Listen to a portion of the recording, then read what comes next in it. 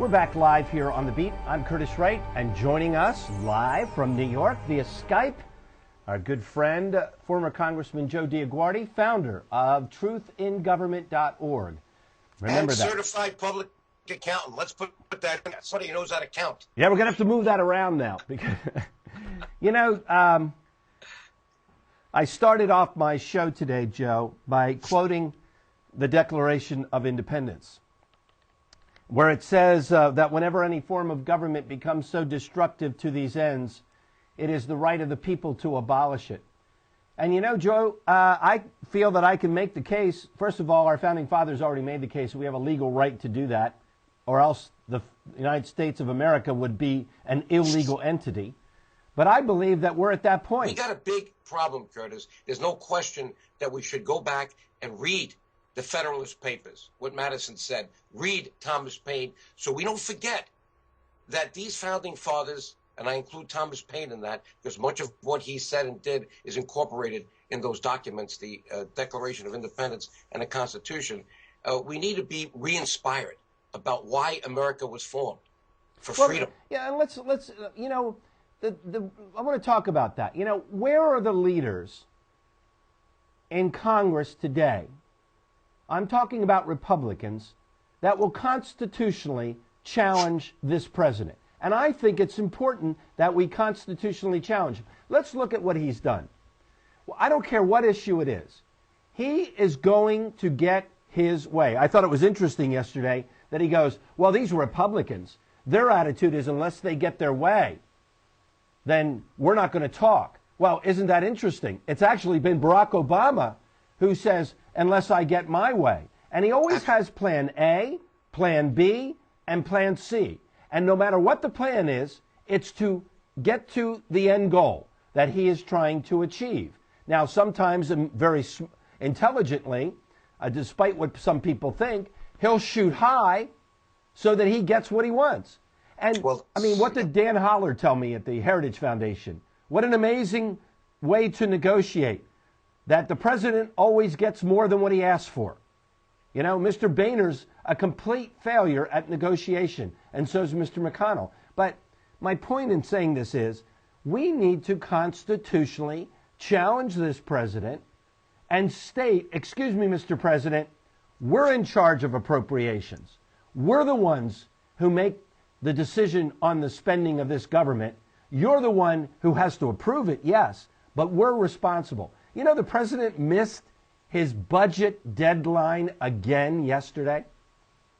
Listen, those three words resonate throughout the centuries. We the people.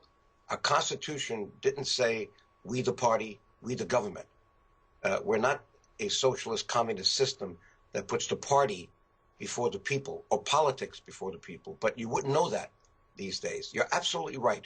The House of Representatives is, when you walk into that room and you look at every seat, you're looking at every seat representing 580,000 people by last count. It may be adjusted a little bit now with the redistricting. So you've got, an amazing democratic room there, probably the most, representative in the world when it comes to democracy. And it's Congress. It's the House, one of the two branches of Congress, the House that has the authority to spend and to tax and to recommend and go into the budget process. I don't think it's been doing a good enough job because they've kind of merged the whole authorization and the appropriations process, and they've gotten sloppy with their own procedures. Mm-hmm. Now, I go way beyond that.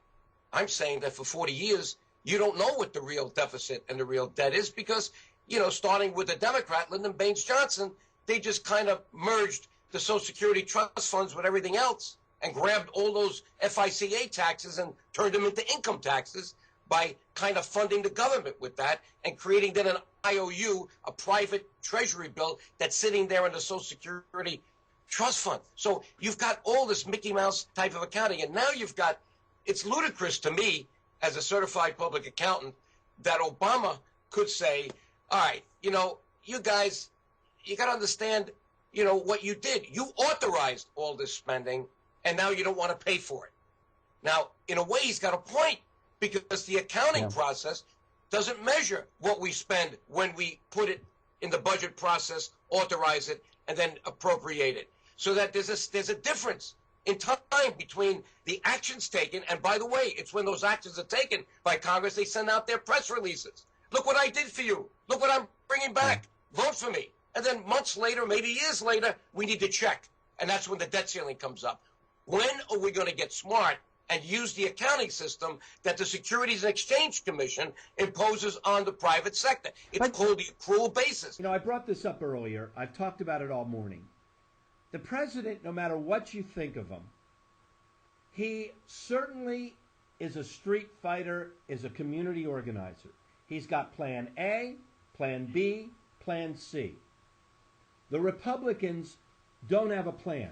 All the Republicans do is tell you, I've got a better idea. I've got a better idea. I've got a better idea.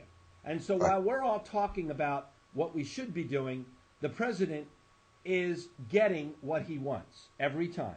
Now, for example, again, the failure to communicate, the failure to lead, it was evident. Yesterday, the President of the United States missed his legal deadline to submit a budget proposal to the Congress.